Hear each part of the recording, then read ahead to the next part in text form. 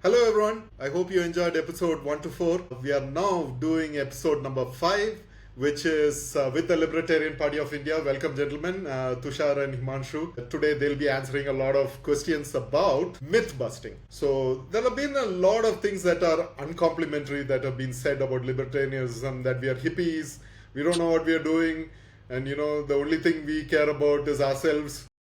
This podcast is to ensure that we prove to you that that is not the case.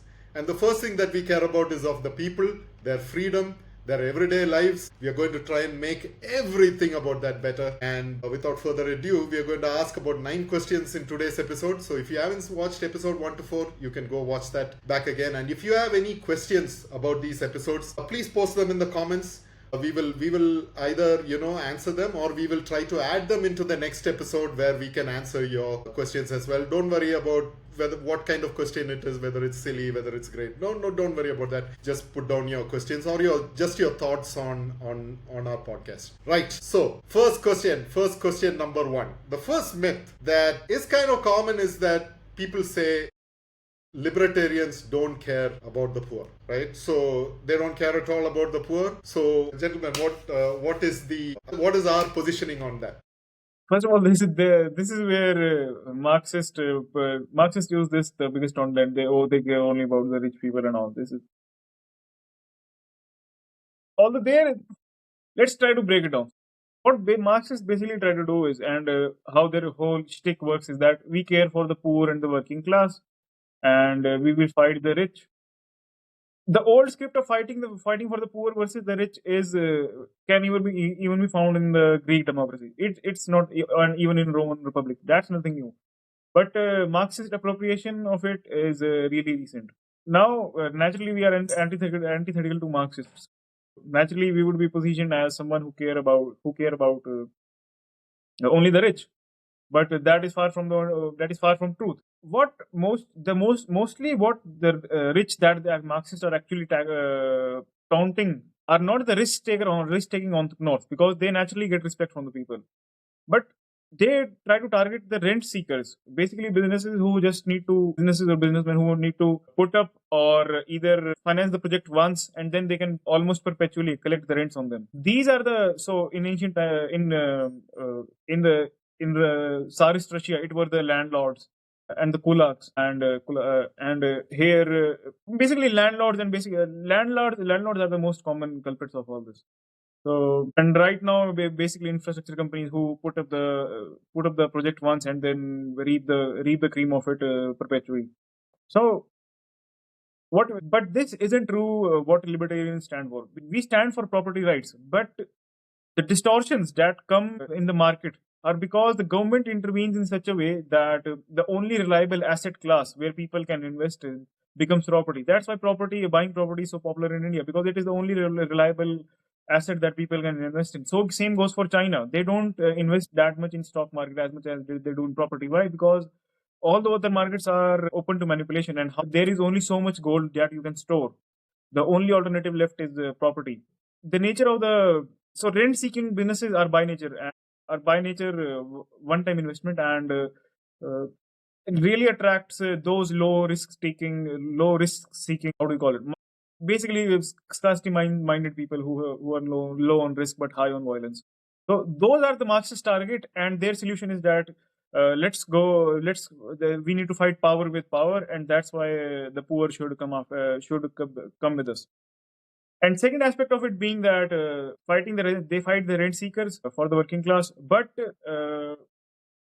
what the working class misses that though they are the most taxed by when a Marxist government comes into power across the world. So we as libertarians propose that, first of all, we aren't in support of rent seekers, the dynamic of rich versus poor we are creating. We aren't support of the rent seekers. We are in support of competition, which naturally reduces prices. And secondly, talking about worker rights, definitely we are in favor of it. And when it comes to unions, voluntary unions are fine, but Marxist infiltration of unions is what creates the problems. Right. Germany relatively does well in unions, but there the incentives have been aligned in such a way that unions invite greater productivity. Here, the dynamic is either the company wins or the union wins. That's why right now with the Samsung strike that was going on is around that issue that Marxist in anywhere any stupid business negotiation is going on. Marxists are definitely involved in them. So this is the libertarian ideal is rights for individual regardless of his group identity. The Marxist categorize people on basis of that he belongs to this community, so he should be treated differently. This is completely this accusation is completely baseless that we only care for the rich or we have something against the poor, because most of all almost everyone started in poverty. Through circumstances and hard work they have grown up to be able to reach the position, whatever position that they have. So this argument falls on its place that we only care that rich are that like for millennia rich have been stable and we are trying to preserve some art.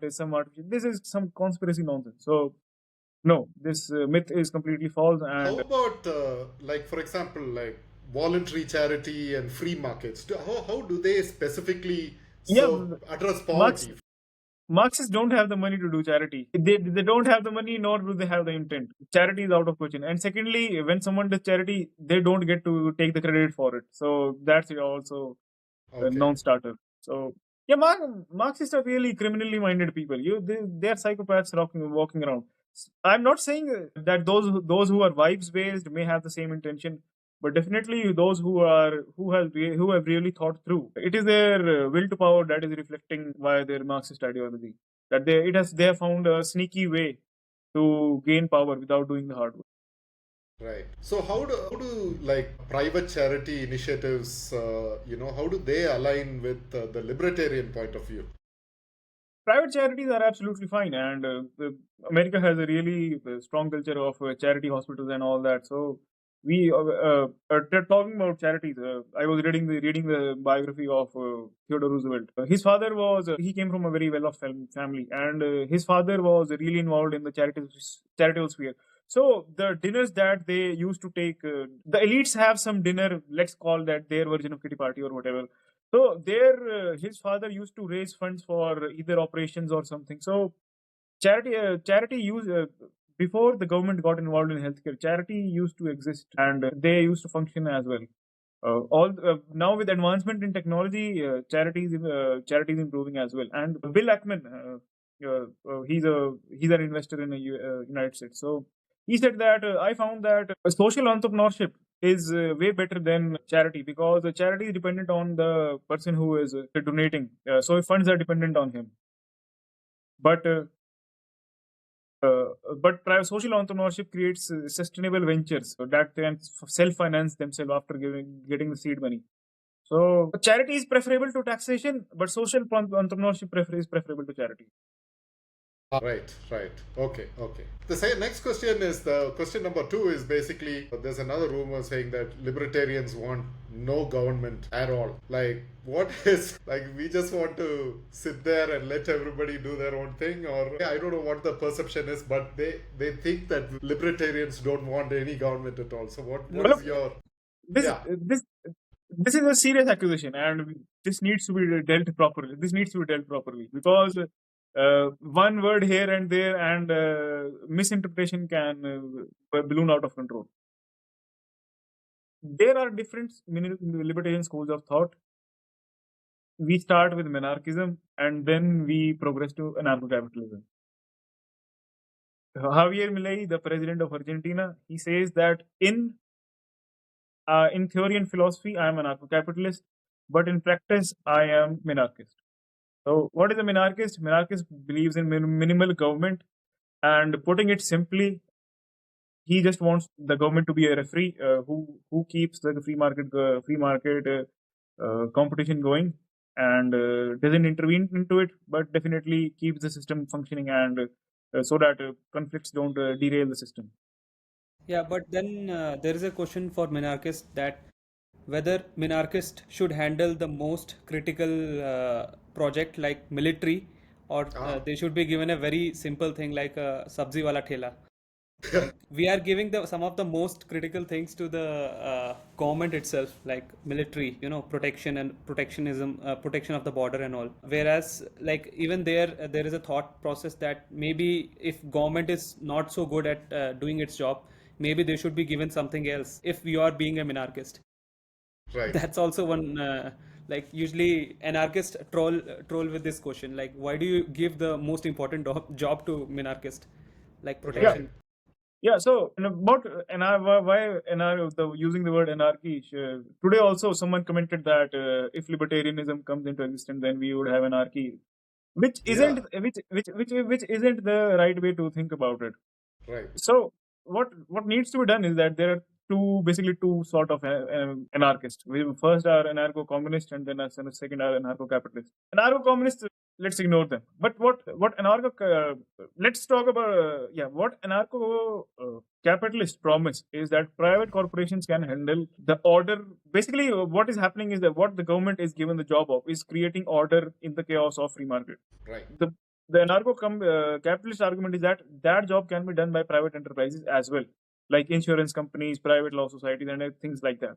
That that is basically the spectrum, broadly the spectrum, that either private corporations handling everything, or government handling the basic function like security and coordination, and rest of everything is privatized. So there is Basically, no when the problem that the doubt that is raised in the mind of people is that we don't want we want to simply want to create chaos, which is absolutely incorrect. What we want is greater efficiency and go. So that is what we are addressing, and order, and we aren't playing with order and chaos. So how is this differentiation done between like necessary government functions and what is where do you draw the line between that and an overreach, right, of these situations? Like what is a necessary government here? What would the Libertarian Party consider as necessary? See, this answer, this has either a philosophical answer or this has a political answer. The political answer is that everything that can be privatized should be privatized, and that cannot be privatized is in the domain of the government. It hasn't done. It doesn't need it. It cannot. It doesn't need to be done in one full swoop. It can be done in phases. As per the environment improves, then we can slowly move in the direction of lowering the burden of the government. Right now, the principle that is being followed is that how much efficiency can we generate. Each state having its own military isn't going to be really efficient. So that is all that. So with a bit more of efficiency in functioning, it is best that military is left to the central government. Then you slowly move in the direction of basically every policy program should be in the direction of how do we create efficiency in the function that it is trying to do. Centralizing military wouldn't be a good answer. However, do people need better security in the form of owning firearms? Yes, that's correct. So because that's more efficient, waiting for the police to come to protect you is really a waste of time, and mostly it fails to deliver what it promises to deliver. So here gun rights come into existence. So hold on, we gotta talk about this. So you're saying when the Libertarian Party of India, one of its key aim is to have self-defense in the form of weapons for the common man, right? That is kind of what you're saying. Yeah, I'm rephrasing that. Libertarian Party will be restoring gun rights that were taken away by the British government and never restored to the citizens again. And I would like to quote Mahatma Gandhi, who said that it was the greatest atrocity that the Britishers committed against India, that they took away right to self-defense of innocent citizens. Right. I mean, that's how they took the country over, right? You don't have weapons to fight back. People can. Yeah. All right. Okay. So this is So I want to further elaborate on what the gun rights. So what you see, what BJP does is basically they talk about X group is in khatre mein hai, right? And then there is the other side which Congress says, okay, this Y group is in khatre mein hai because of some majoritarianism, or some say that there is a tyranny of minority or something like that. Both sides accuse each other, but nobody talks about if there is really a threat you feel, why are you trying to increase the police power, or maybe increasing the tyranny itself? Why don't you talk about self defense? Like if you just allow individuals to own guns, so automatically that like khatra is gone, right? But they don't want to do that, because when they do that, of course, their whole talking point about being in khatra is gone.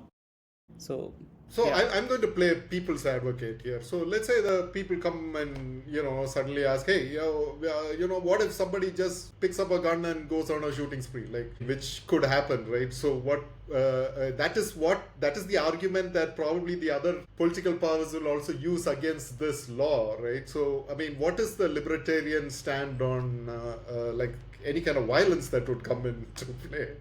If someone goes in a shooting spree, he will be in a crowd that will be more loaded than him. So I don't think so. I mean, here's the thing. Yeah, here's the thing. Like, people just give that American shooters example, like school shooters, Right, but right. nobody talks about Switzerland. Like, it also has gun rights, Right, right? it does have gun rights, and Yeah, there's nothing like that happening there. Okay, not right. giving a zinger answer, but yeah, definitely training needs to be involved. We aren't saying that gun rights come with no responsibility. You need to Right. have proper training and you need to have assessments and all. It's It doesn't like mean a license, government just like the government may not be conducting them, but definitely assessment needs to take place whether you are capable of handling.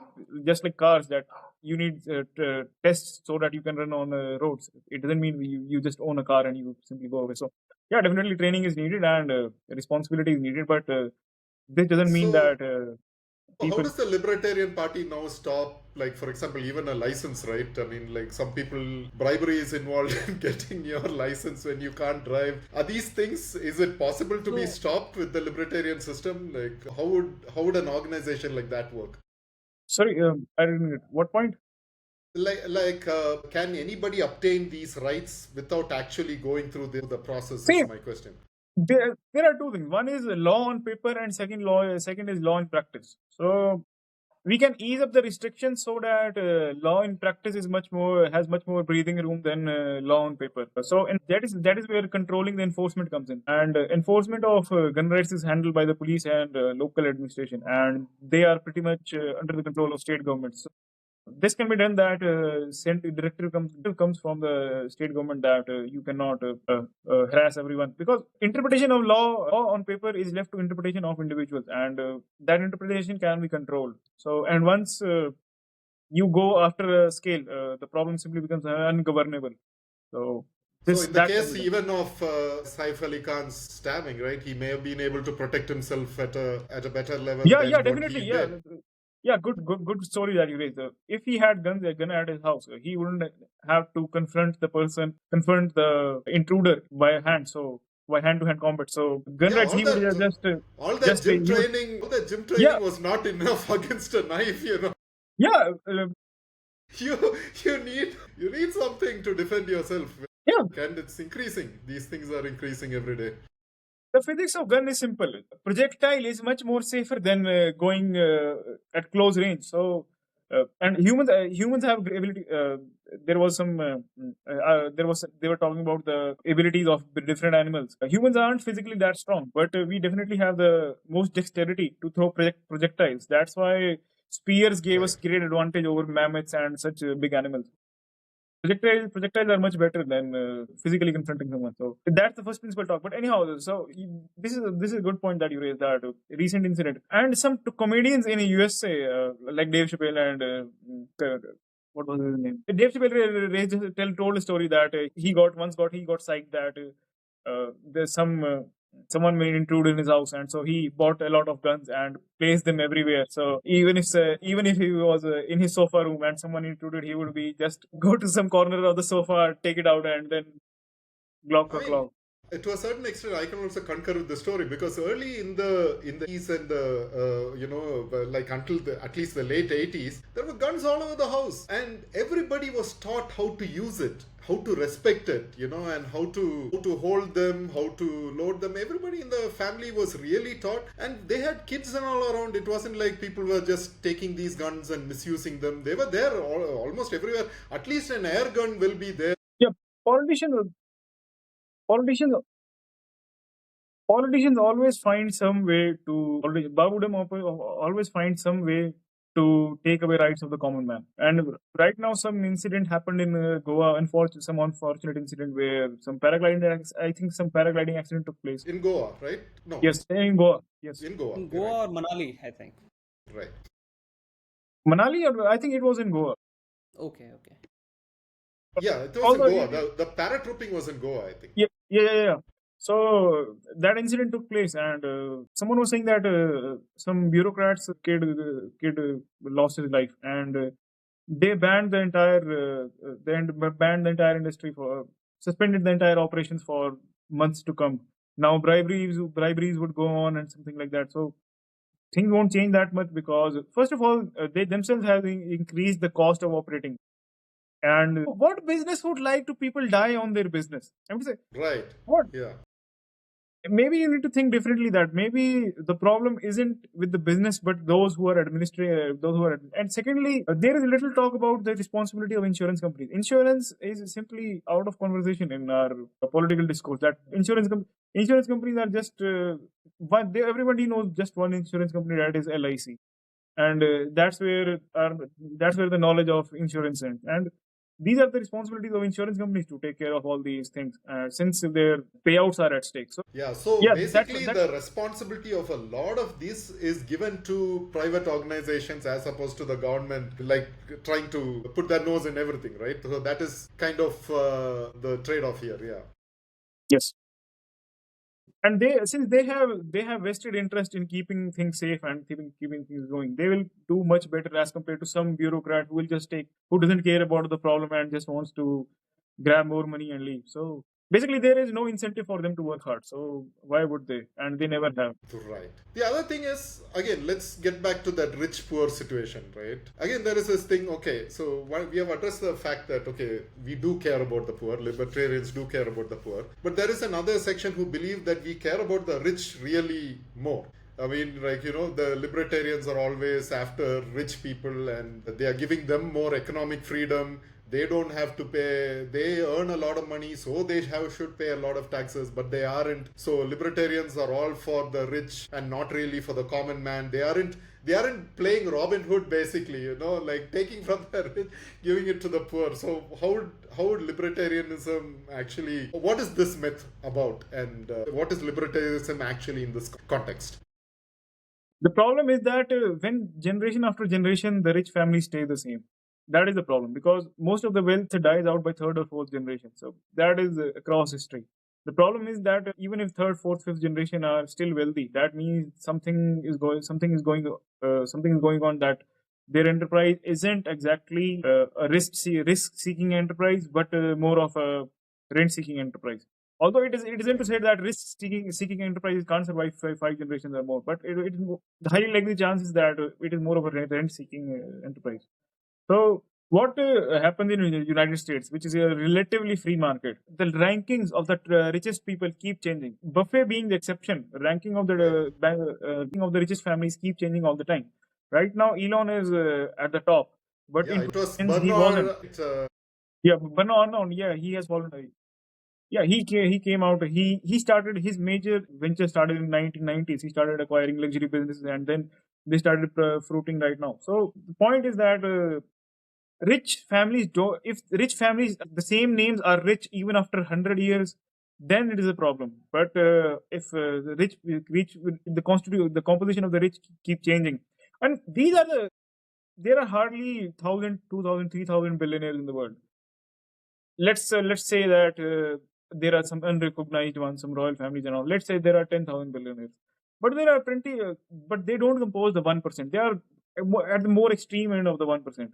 So 1% of the different at different points in life, different people attain the 1% status. Like they sold some property that they bought long time ago and something like that. Rich and poor keep not rich. Being in the 1% keeps is a more mobile than stationary. So what Marxists try to show is that, and the nonsense statistics that they use is that 1% of the population owns this much wealth. But Elon didn't exist in the 1% of the population 30 Yeah. years ago. Yeah. But this narrative of 1% of the population, this owns this percent of the asset, existed that time as well. So this shows that in a free market, since the pie expands so much, different people are able to occupy different sizes of the pie. Right.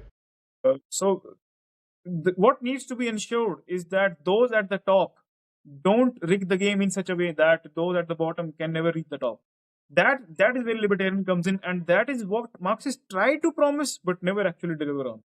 Right, right. What you say makes sense because there has to be different kinds of innovations that supersede the other one at different points in time, you know. Like somebody now who is probably going to do AI big could just overtake everybody and then hit the top. But if that doesn't happen, we know we are stagnating with just one type of thing for a long time. Does that sound right? Yeah. Let's take the example of Nvidia. Jensen Huang wasn't on the list even 3 or 4 years ago. He has Right. entered the top rankings only recently. So this is a really good example that with each technological shift, new category of ultra rich emerges. So earlier it was the Rockefellers, then the real estates came in, and then industrialists came. So things keep changing as technology improves. So I'll say one thing, like libertarians are for the productive class. One Yes. sentence. That's how we will summarize this.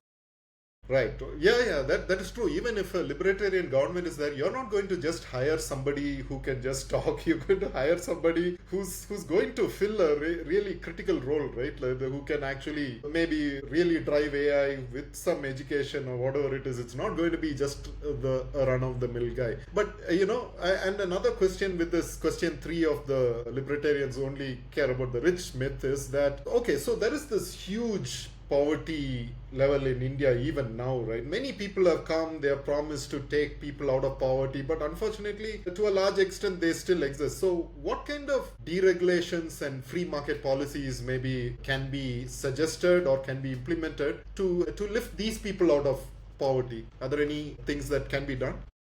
Yeah, the best. First of all, the easiest one is easing up labor laws so that people can start work earlier. The second one is easing up the regulations in financial industry.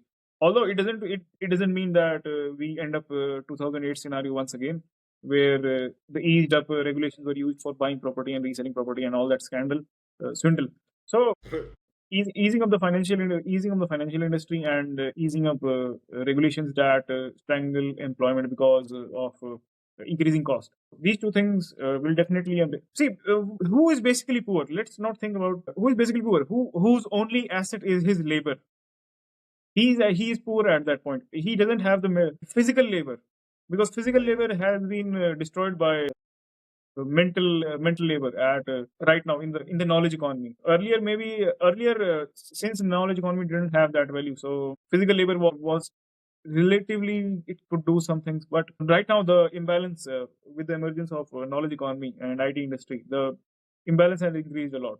So that's why one who is poor is right now dependent just on his physical skills, his muscles, his brawn, and upskilling and learning new things will definitely open new avenues for new opportunities. And there can be two directions: either he works for someone or he starts something on his own. For starting something on his own, he needs to have easy access to finance and finance. And for getting employed, he needs to be in an environment where employers are willing to hire, and that requires low taxation and easy regulation. Right. So it does make sense to does it make sense to like have a privatized kind of a sector as well to say, hey, this is the region that you need to develop or something like that. That is that part of the purview of how things can be done.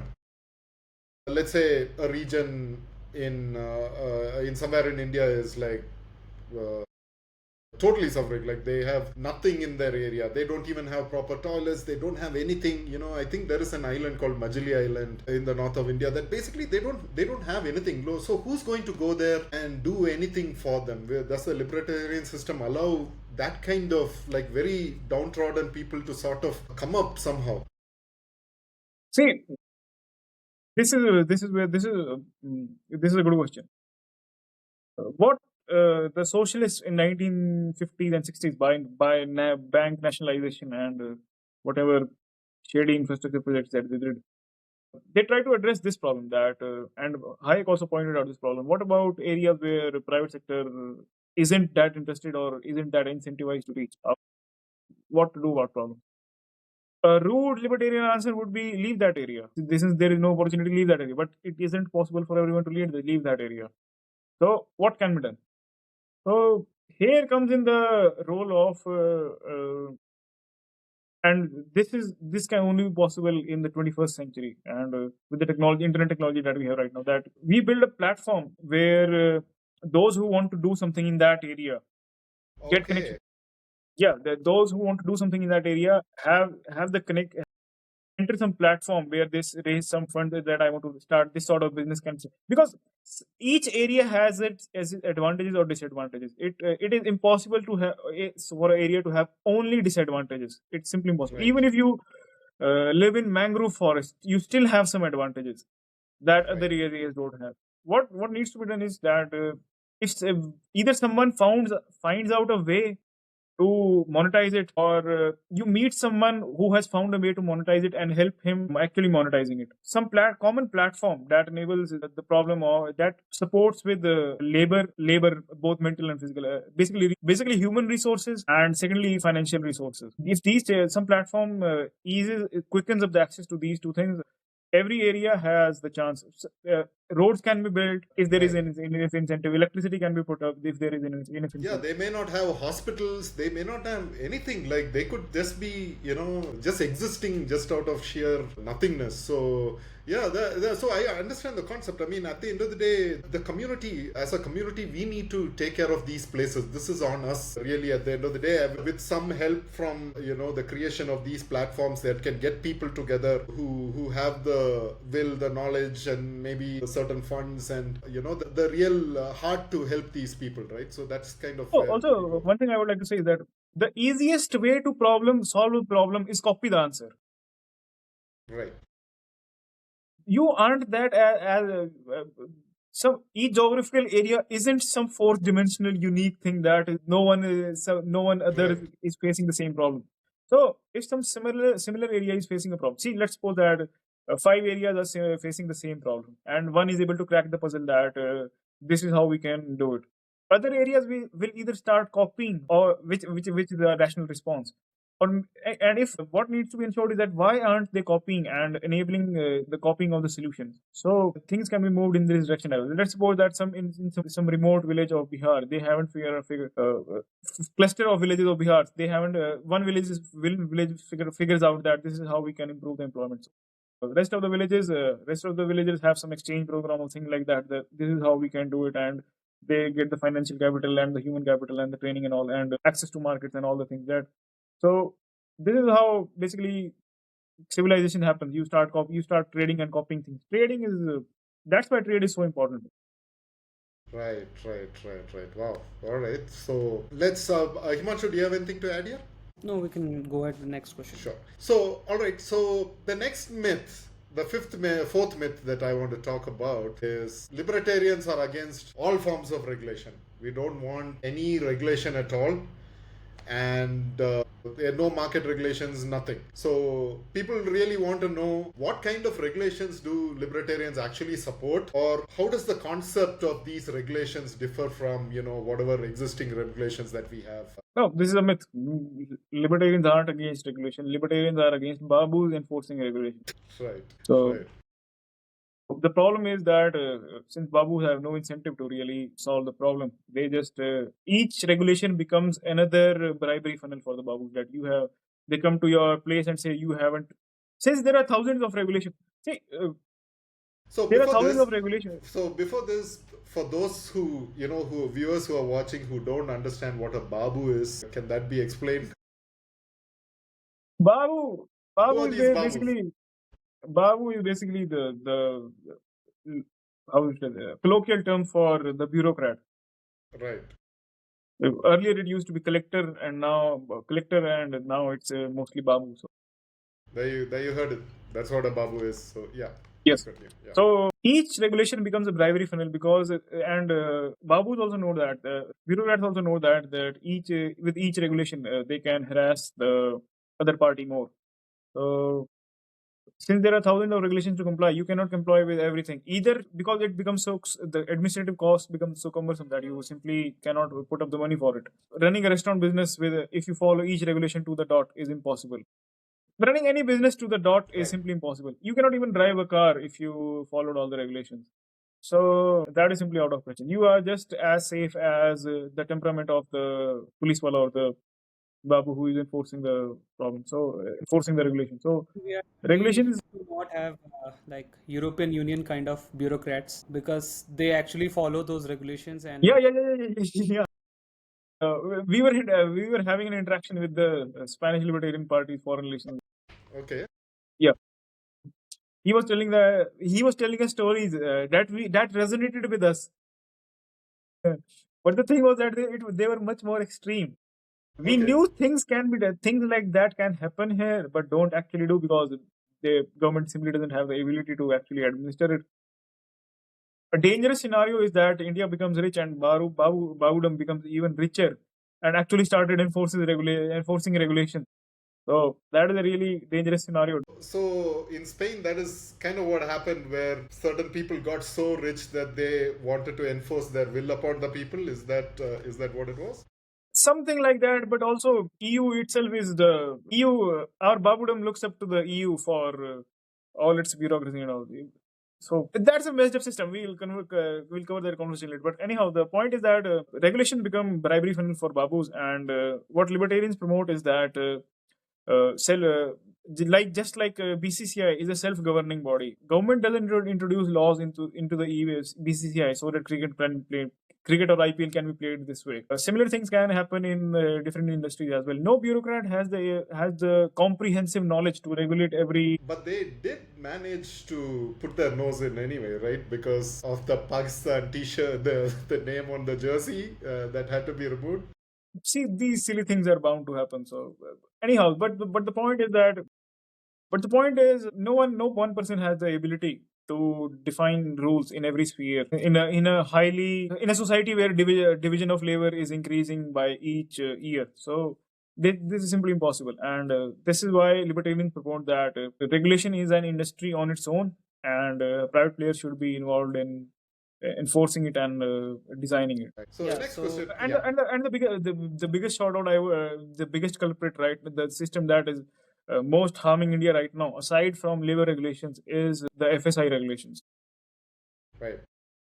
It has reduced the rate of urbanization in India, and the urbanization and industrialization, because it is much easier to go higher, and higher density populations have greater business opportunities as compared to low density areas. I live in Tri City, so I'm well aware that why it is called a retirement city. And from my interactions, Kerala faces the same problem, that FSI regulations is killing that state. So this is a small regulation that is little talked about, but in physics point of view, it makes a whole lot of difference.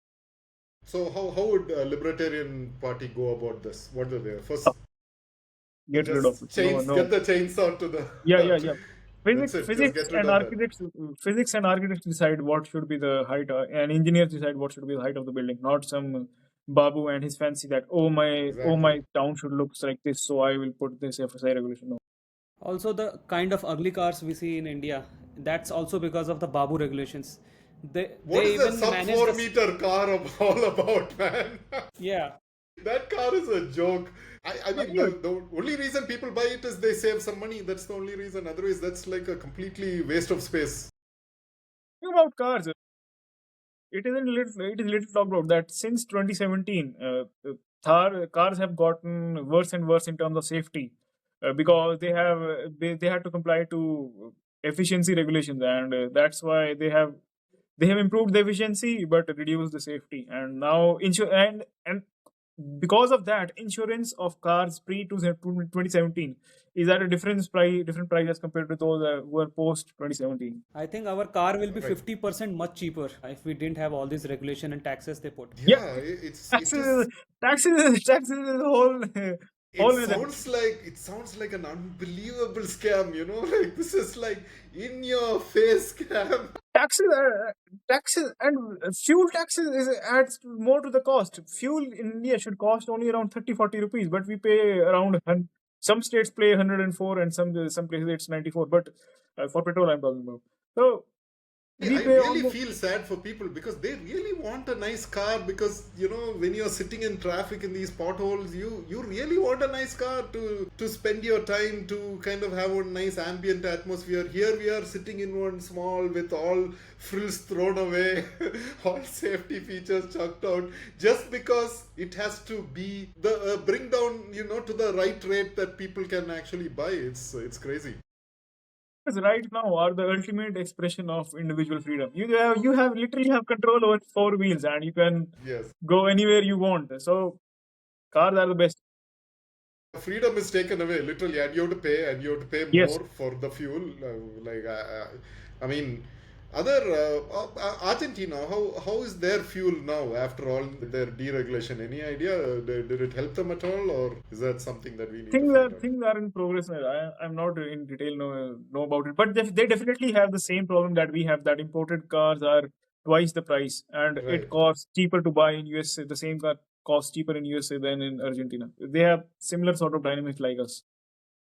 Right. Argentina, there are a lot of parallels in that Argentina and India have. I would simplify it as they have the system of United States, but the administration of India. Right. Right. Right. So Right. Right. they have a presidential system and decentralized and all, but they have adopted India's bureaucratic characteristics in terms of regulation and their world outlook. That's why they are severely underperforming on their potential. Yeah, it is a feat for him to even how did he even come to power? Like how did they let him come? How did the bureaucrats lose this? How did they lose it? Like what happened? So to simplify it, he gained some he started coming on TV. Then he did his own radio show, and then he did a lecture circuit and basically built his own audience. Then it's little about that. First, he became a member of the legislative assembly before becoming the president. It isn't like that. It was his first election. Right. He and his sister became a member of the legislative assembly, and then after COVID happened, people got more disenchanted, and the 200% inflation, Right. the inflation started skyrocketing, and people had heard of this crazy guy who talks every day and everywhere about libertarianism, individual liberty, and they were like, let's give him a chance instead of all these crazy Peronist lunatics who have destroyed us every time. It was really extreme circumstances that, and only one guy claimed that I have the solution. And so people were like, let's give him a chance. And since the establishment has disappointed us anyway, that's why he got the chance. And that's why I promote that we can't go into states that are already functioning relatively all right. So basically, so we can't do that. We need to go in states that are looking for a third alternative, that the status quo has failed them, and we need an alternative. And I think that most of the members who are joining as well, they are also looking for a third alternative. That's why they are joining. So we can't go to areas that are already functioning and satisfied. Right. And Right. Milley also took advantage of a really extreme circumstance. Right, right. So the next question is basically libertarians don't believe in like public goods like education or health or any of those public sectors right now that are doing education and health, and Again, libertarians don't believe in that. So the what's answer the is the deal there? same. Right, It isn't that we don't believe in power of education or in health and all. What we are against is that the government administering it. The government is basically politicians and bureaucrats, and we don't want administering them. First of all, they are expensive. Their services are really expensive. Secondly, they are not that much interested in solving the problem, and we have plenty evidence that if they wanted to solve the problem, 75 years, I think, for solving any problem are enough. So they right. have failed already. So So we are okay, against. so So let's we are against. take an example of all the government school systems that exist here, right? Yes. So what would happen when the Libertarian Party comes in now to those First, schools, or how would those be run? first revision would be shifting to voucher system as compared to fixed salary. When private sector teachers are paid a normal salary, why do government teachers have some special claim? They are teaching the same subject material. Yeah, you may be overqualified. All right, then get more vouchers if you are so good. Let the market show how good you are. We don't recognize some random Babu design test that decides your worth. No, we aren't into that. Market will decide your value. Secondly, experimentation needs to be done in education sector. One thing that I am really interested in, and we have discussed in the group as well, is about getting involvement of local businesses and industry, so that education becomes more about which actually the promise of education is employment, and right now it is under delivering on it. So when local businesses get to have a say that this is what we require people for, Right. then the system will improve much better. One innovation that Ireland has done is that they give a complete 1 year off to its students after they have passed with 12th. So they are free to explore whatever field they want to. When was Although it is this? a bit elitist, we can't afford that. So, but really, it's Right. a good idea that to explore on. But definitely, biggest change in the government education will be shifting to the voucher system. Right. Yeah, also government should not be in the business of creating the curriculum, because they are always like 20, 30 years away with their curriculum. So the curriculum is And also decentralized, right? I mean, like, Yeah, curriculum development is a common project of the industry and the educationists, rather right. So, than the complete say of educationists or teacher boards that we have right now. And also, United States is also suffering from the same problem. Their primary education is as weak as ours, but where the catch up is the global talent that comes in their colleges. So there is certain spike in their. Uh, that's why they work really. I've heard, and I have several accounts that they start really working hard and catching up in colleges. Their primary education and pre college education is really relaxed. That this also shows that how important that you even if you start late, you can catch up. And first 18 years don't need to be about passing exams and all. Yeah. right, right. So I assume the same thing extends to healthcare as well, right? I mean, like, Yes. I think these days a lot of government hospitals, people are given grants for cancer or any other illness that they may have. I'm still not sure how they pick and choose these people, though. But, at the end of the day, there is some level of service happening. Like, how would this work in the libertarian system? See, first of all, I would like to specifically throw light on one aspect is that since government has really deep pockets, what ends up happening is that really expensive industry. Let's suppose GM built some really good MRI or fMRI machine. Then it costs in hundreds of thousands or maybe millions of dollars. The government can afford it, although it cannot place it in every hospital, but it definitely can afford it. Also, there is some ego involved that, oh, you show us cheap thing, we won't buy it, we are rich enough that things like that happen. Right. It is common human behavior. So what ends up happening is that few machines are bought, but expensive ones are bought, and the companies enjoy the swindle. Anyhow, I would promote swindling government as much as possible, because and they definitely swindle people because they swindle people. Swindling a swindler is not a swindle. Right, okay. That's Yeah. a role So then. see, one rule we can bring like yeah, but let me cover it. okay. What ends up happening is that since government has such deep pockets, the incentive to cheapen the technology is where is very is comes down very comes really down.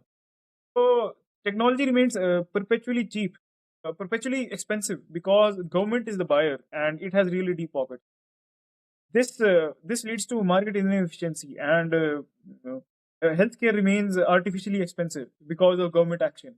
And now each politician says that I give a promise cheap healthcare, but actually they end up making it more expensive by disincentivizing innovation. So this is the problem that they create. And secondly, cheap medicine. Talking about medicines, whatever cheap medicines they provide, they are actually low in potency than the real medicine. So you need to.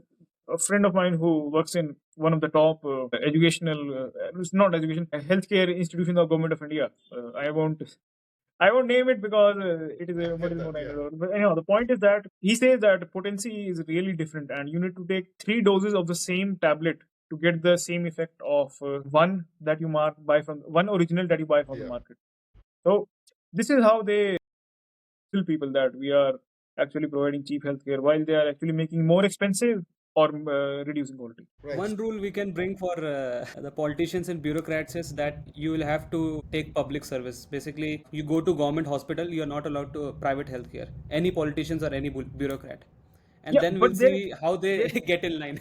but one no Send no no them no. to their own. One clause needs to exist that you will get the services in your local hospital, not the Medanta and all that top class. Okay, so Only you the can't local just hospital, travel Yes. to some funda place and then Yeah. okay, No, no, okay. no. Yeah. not the aims.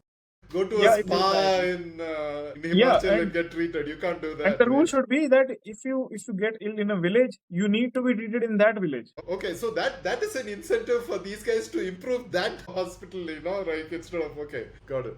But they will try to force that. No, I got ill in this village. I got ill in Bangalore, but this is wrong. See these problems, these solutions sound good, but again, administration. So administration is really difficult in these. This will, to some extent, incentivize, but you should expect that, this policy we have implemented, now the problem is solved. No, that won't be happening. Because human beings are not chess pawns and you can move here, there, as per your wish. So that's why It was more of a joke, but a yeah. lot of dictators on Twitter exist that I will come into power and just by the right stroke of pen I will fix all the problems. And these And these everybody these is these falling god for these these heroes. yeah, these god complex ridden individuals try to interact with the party handle that I will tell you what you need to do, and I'm like, Right. Whenever yeah, the dictator comes in, the first thing he will realize is the economic calculation problem, yeah, where he will allocate. He won't even know where he has to focus. So Right. yeah, Right. Could you guys elaborate on some of these things that come into the party handle? Like, for example, because Hey. this is also part of the myth, right? These guys are coming and telling you, hey, this is how it should be done. So, any more Yeah. examples on that? What are the most common? What is the most common word cloud? The most common word cloud is you won't get elected. Right. Yeah. So first of all, they don't know about what we are actually doing. So we need to promote real free market really well, because people think that we are here to win elections. Right. We are here to win. Elections or no elections aren't important. So what winning is about, winning for the Libertarian Party is actually about bringing the benefits of the free market to every individual and protecting his rights. The government may get involved in this or may not involved in this, but from our efforts are involved in this, that we can deliver on the promise that the free market does and actually delivers. So People let's think just that let's just say the Libertarian Party is now present in a small place, like not small place you can't say, but okay, let's just say Goa, for example, right? Like in one place, the Libertarian Party has come there. What can Goa expect now? What life changes can these people expect? And first of all, we will be getting rid of the FSI. Okay. And secondly, all the communists that have infiltrated all the unions, we will be getting rid of them, and then we can move in the direction of whatever inefficiencies are involved. When the problem has arisen because there is no real competition going on. Municipalities charge strange rates like 200 rupees for parking, which simply doesn't make any sense, and they don't even provide the protection. So I don't know what's going on. So there are a whole lot of market inefficiencies going on. Ola and Uber aren't allowed in the state. That's really strange. People don't talk about it that much. Things like that. Basically, the local political elite have ensured that their rent-seeking businesses, that is basically the tourism. Tourism is basically their rent-seeking industry. Hotels, vehicles, and all these things. They keep the funnel open, and we will be getting rid of that. So tourism will be enabled. Additionally, we will be getting rid of all the taxes and unnecessary regulation. So I think Goa has some port, and Goa has some port. So that will definitely open possibilities for that. And gambling is a big industry. So maybe it can compete with Macau. And we have 1.4 billion people who have plenty of appetite for risk taking. The F&O market shows it. So gambling industry will be deregulated, and basically deregulation will open up a whole lot of possibilities, and we can have this is one of the things I don't get, because gambling is kind of a lifestyle. I mean, it's to a large extent for people it seems to be a bad word, but in Goa it is a lifestyle. Like you go there are people who know how to play poker. I have visited Delton and all of that, those ships. It's so weird. You have to go there in the middle of the night And I'm thinking, why? Why is it legal on the water? And it seems so strange that someone would come up with a regulation like this, just to keep away gambling when it needn't be done. It can be done more responsibility, is what I feel. Yeah, and additionally, with free speech protection and getting rid of all the regulations and labor regulations, Goa would definitely become a cultural hub because it is really multicultural, and Yeah. cinema would proper and things like that. So a whole lot of things can be done if we move in the direction of deregulation and fighting the Goa could local be mafia. like a Hong Kong or something like that, right? Actually, when you look at it, because the beautiful buildings along the coast, I mean, like when you just visualize it, it could be a Or much more Florida, maybe Florida, something like Florida in India. Florida, yeah. Goa even has IT sector as well. Yeah, big IT sector in Goa as well. I think a lot of tech startups also were there at one point, and suddenly they have disappeared. If I'm not wrong, they're not as strong anymore as it used to be, or they haven't grown exponentially as Yeah, then as it most could of have. them then shift to Bangalore because Bangalore Yeah, still has that tech that's what startup happened. environment. Yeah, I think a lot of So people I know as well, basically, they we'll came have away to, from Goa. yeah. Basically, if we make the entire state a special economic zone, then a whole lot of things can be done, and definitely capital from you.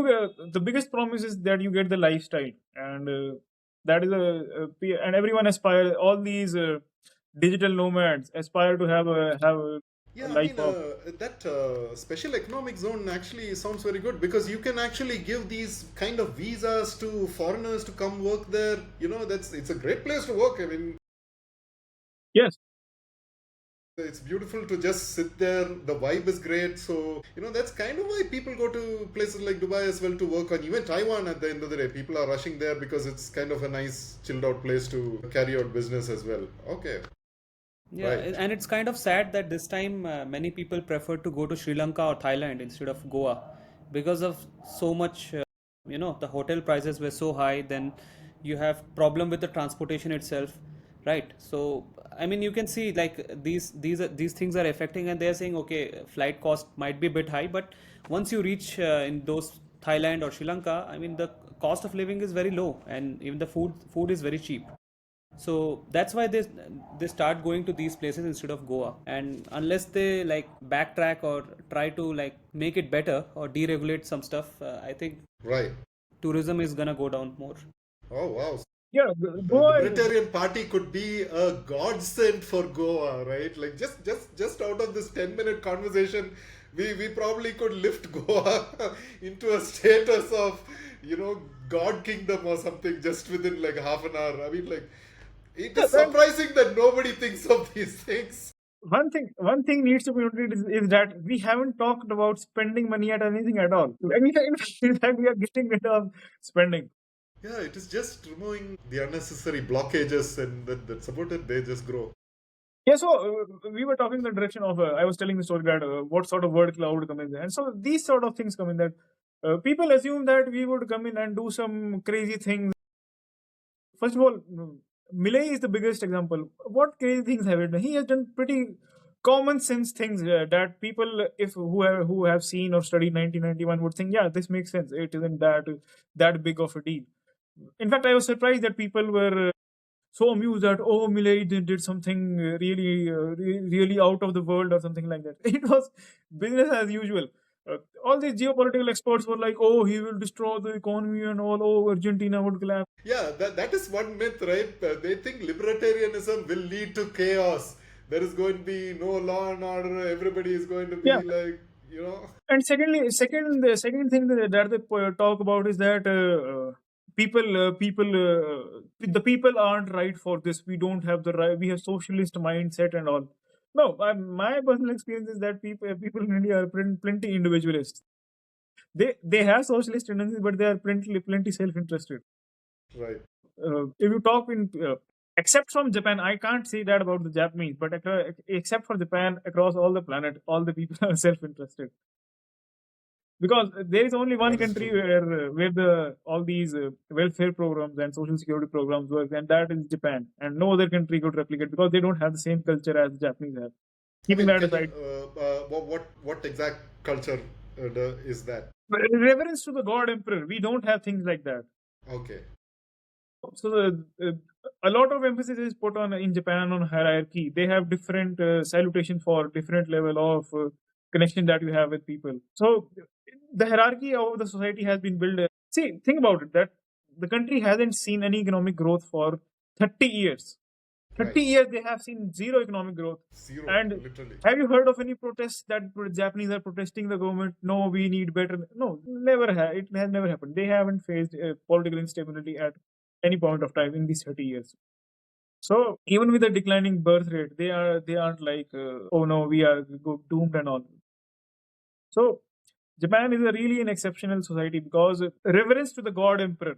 See, where can you find examples where pilots are committing suicide by putting their planes into ships just Kamikaze for pilots, yeah. serving their king? Right, right. We used to have that in the maybe in the Egyptian times, but right now the Japanese really believe in that their emperor is really a god on earth. That brings a different level, and the emphasis on hierarchy produces a different sort of society. So basically, it's a monarchy with democratic characteristics, and that monarch is literally a god on earth. So it's a different sort of society that we are dealing with. So that's why social cohesion is much stronger there as compared to any other culture. Do you guys get any questions about religion in India then? Like, oh, okay, you guys are not going to care about these religions or anything Yeah, like so that. Do you get? strange people come in and they say that basically a lot of our voter base overlaps with the BJP. The problem that they discuss is that certain communities have different special laws for them and they are appeased and all. And not to deny that the problem really exists. The counter is that these are problems of cultural nature. The libertarian takes that these problems are of cultural nature. The government which is basically politicians and bureaucrats, aren't supposed to do anything about it because they will just pit one party for the another for their benefit. So, because they aren't really involved, they enrich themselves from the problem going on, which we can easily see that the most bigoted of the politicians are more richer than any other. So it is just another money making funnel for politicians and bureaucrats. So for cultural institutions like assemblies and whatever representatives they have, they need to sort these problems amongst themselves. And in fact, I would say that politicians artificially create the divides, artificially create more divides so that they can reap on all the negative sentiments. There were definitely political killings going on in the name of religion in India during the 1,000 year Islamic era, but those were politically motivated that use the garb of religion. Right now, it more seems like the same thing is going on that no the, now right now and right now these they are shown as that they are religious killings with the political motive. Right. The dynamic has shifted. For example, because earlier the emperor or whatever Badshah in India he had to appease the Turkish Khalifa. So the thing was that what he would do is that he would take some political action, like taking over some state or something, and he would justify it to the Khalifa by saying that I did it to appease you and our community. Right now, the thing is they do something to appease the community and then say that it is for politics. Right. So what about the Waqf? Those issues and all. Do people bring them up? Right, this is a unique body, and this is the legacy of Nehru, and it needs to be get rid of. It doesn't make any sense that some body can arbitrarily claim that this land is mine, this land is mine. No, that's nonsense. The origin of the body was that post partition properties need to be taken care of. So Nehru decided that this body will take care of all the leftover property. But then even they know that my land mafia came in and they started claiming everything. Even the building of the Supreme Court of India is claimed by the Waqf Board. How is that possible? Right. What about the Even the Patoli? parliament is claimed by the Waqf Yeah, Board. Right. And the Places of Worship Waqf Board Act of 1992. I don't know the exact act, but it became insanely powerful that you can appeal the judgment of only in their court. They have their own courts to decide land disputes. How is that possible? So no, I mean, this it will doesn't be a even really make sense in the legal sense. It doesn't even make sense. Like, how is it even justice?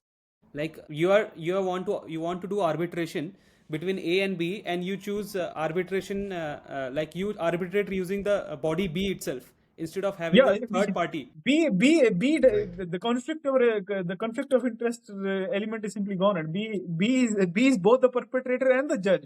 Yeah. So how And does that the work? judge. Wow. How about Patodi's properties then that have been declared enemy properties? Yeah, I right? think that act should go. Like, that's a very like, it's See, that's a really difficult problem to solve.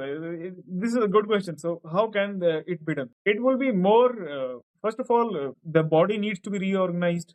First of all, the elections aren't clear. I mean, say bad parties need to be got out. Then fair assessment auditing needs to be done. Then slowly moving in the direction of dismantling the body, and while ensuring that the sentiments aren't hurt. That's the politically correct way of doing it, and I think that reform is much better than outright just picking up a nonsense fight, because that can become a communal issue. But if we go that we think that you are in the right, but these things need to be done, and basically they themselves are afraid of the land mafia that exists in the Waqf board. Let's Right. fight together to get rid of them and move in that direction. Right. It's one of those mistakes that it is really hard to correct, and you cannot backtrack on it. So, but definitely this amendment of code amendment, we will definitely get rid of. There will be no compromise on that. The original sentiment, which was taking care of the properties of those who left, will be basically moving in that direction, and slowly, what reforms can be made. So Do that you will guys be. also get questions on like uniform civil code and all of that? That was recently. Do people ask you about that? We didn't have that much conversation, but as per my understanding, the government shouldn't be deciding that. See, India is really diverse. I mean to say, not diverse with that big D, and these different areas have different practices. So you have polygamists in Christian polygamists in what was it? I know the name of the, I forget his state, but there was a man named Ziona who was the head of his church, and he had the biggest family. Even there are documentary. The Mormon faith probably. No. He No, wasn't not okay. his He was church. not a His Mormon. church. His church alone. Okay, all right. Yeah, he's the church. He's the head of his own church. Okay. Yeah, Zion, and he had almost 50 wives or something like that. Okay. Uh, Himanshu, we can Himanshu is we going can to go we join can go that into church. the we can talk about whether polygamy or monogamy, that's a separate thing. But the point is that we are really diverse, and in mountainous areas of Himachal and Uttarakhand, you have polygamy as well. But that's in the direction that one wife has multiple husbands, because there is a gender imbalance. Uniform civil code will make those marriages null and void.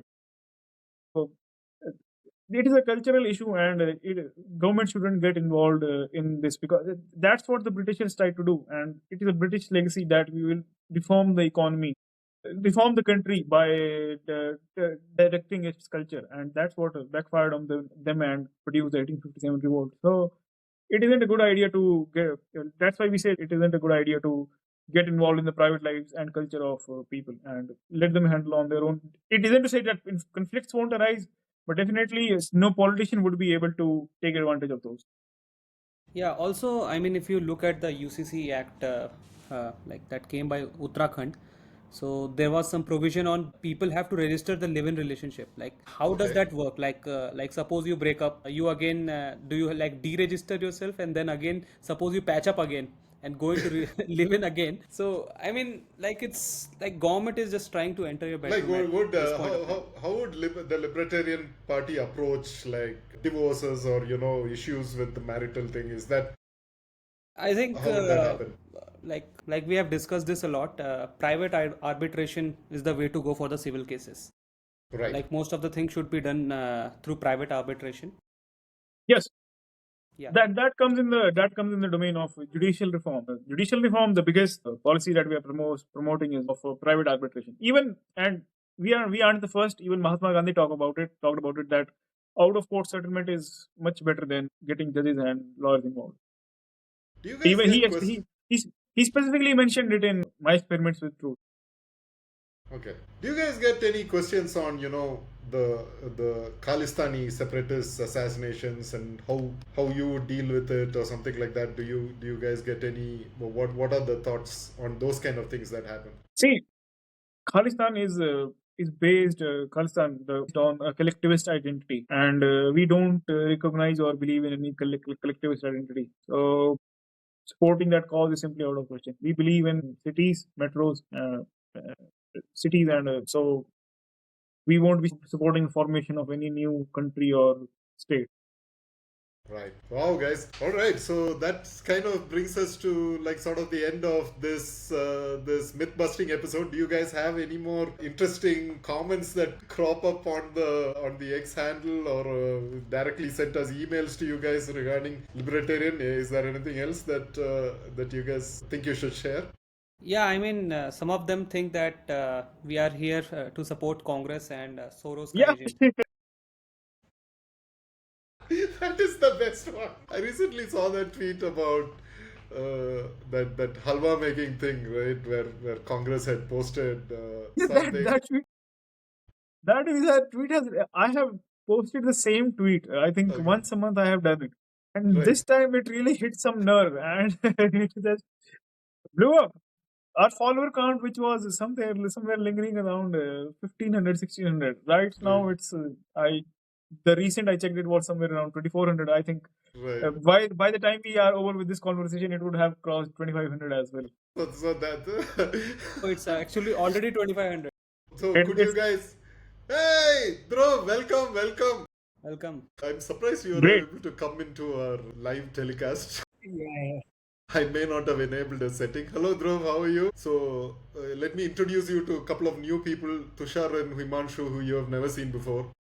I mean, I have talked with them multiple times, but okay.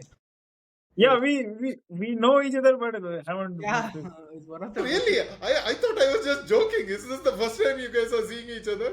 Yep. You are, in fact, you are the newest entrant to the show. We know each other from really back. Yeah. I mean, most of us were not ready for face reveal, but Yeah. you just made us do it. Like Anup was Really? like, That we is have the to do thing. something. We have to Welcome make to some our- reels. Okay. Anup There Zombies. or something if I don't use the headphones, right? Like it's I not. think you should be okay. It's not. I just want to hear everybody's volume, so that's kind of why I use the headphones. All right, you guys. So let us end the myth busting session. So that was episode 5. A lot of fun, guys, and we discussed a lot of things, including making India great. For the first time ever. Hopefully. So if you guys have any more questions, if you guys have any more doubts, we have discussed a lot of these so-called myths and questions that come into our X channels. So if you guys have more questions, we will this on. Our next session is about the Libertarian Manifesto, and that is going to be with Dhruv as well. So for this episode, you guys have a good night. See you later.